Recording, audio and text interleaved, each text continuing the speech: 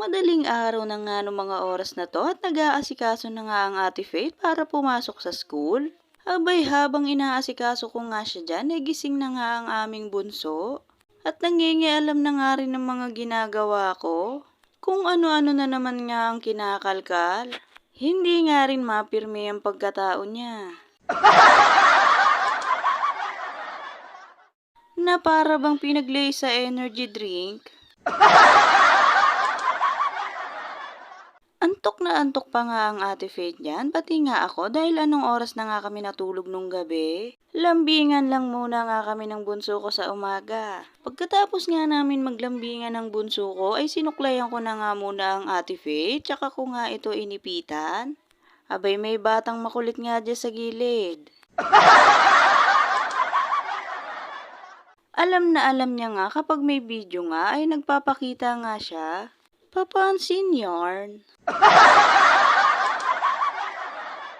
Hindi na nga ako nakapag-upload kagabi dahil nga tinamad ang pagkatao ko na mag-edit. May mga video clips na nga ako kahapon pero nga hindi ko lang na-edit. Abay te, galaw-galaw. Ang Daddy Aldrin na nga ang naghahatid sa Ate Faith sa umaga sa school. At hindi na nga nakatiis ang bunso ko, pinakialaman na ang cellphone. Mag-aalas 9 na nga ng mga oras na to, kaya nga for the bilis na nga ang kilos namin dahil baka nga malate sila. Sobra ba naman kasing tatagal magsikilos?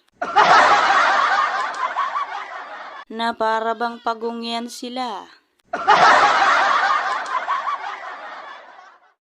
Buti na nga lang habang inaasikaso ko ang Kuya Adam at ang Ate Ana ay tulog nga ang bunso.